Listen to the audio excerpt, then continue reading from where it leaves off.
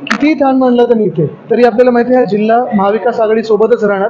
तसं पाहिलं गेलं तर महाराष्ट्रात एकंदर महाविकास आघाडी ही पुढे आहे. आता देशभरात इंडिया आघाडी देखील पुढे आहे.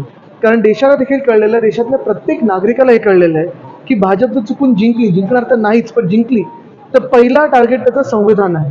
भाजपला संविधान बदलायचं आहे. काल परवाकडे पण बोललेत कशासाठी बदलायचं आहे. आणि मला वाटतं हे सगळ्यांना माहिती आहे. दुसरं म्हणजे त्यांना लोकशाही संपून टाकायची अधिकृतपणे, तर ते आम्ही होऊ देणार नाही. खरं तर या ठिकाणी महाविकास आघाडीकडून शाहू छत्रपती निवडणुकीच्या रिंगणात आहेत आणि अशा परिस्थितीमध्ये स्वतः नरेंद्र मोदी त्यांच्या विरोधातील उमेदवारासाठी सवाल एक आपण पाहिलं असेल स्वतः म्हणजे महाराजांच्या विरुद्ध प्रचार इथे करणं किंवा एकंदर आपण पाहिलं असेल भाजपचा महाराष्ट्र द्वेष हा एकंदर देशासमोर आलेला आहे. काल परवाकडे पण आपण पाहिलं असेल पहिलं गुजरातमधली कांदा निर्यात बंदी हटवली आणि मग सर्वत्र जी काही थोडीफार करायचं होतं ते केलं, पण त्याच्यात पण 48 तास घालवले. म्हणजे सगळं काही आहे ते गुजरातसाठी चाललंय. मग आमचा महाराष्ट्र कुठे आहे? आम्ही या देशाचे भाग नाही आहोत का? पंतप्रधान नरेंद्र मोदी यांची सभा झाली कोल्हापूरमध्ये,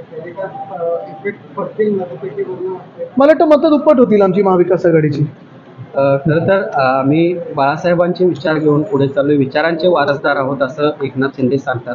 मात्र दुसऱ्या बाजूला त्यांचेच इथले उमेदवार शाहू महाराजांच्या अस्तित्वावर प्रश्न जे गद्दार गुजरात गुवाहाटी आणि गोव्याला जाऊन पळतात आणि टेबलावर जाऊन नाचतात, ह्यांनी माझ्या आजोबांचं नाव घेणं देखील मला वाटतं काही बरोबरी होऊ शकत नाही. आणि म्हणून मी या गद्दारांकडे जास्ती लक्ष देत नाही.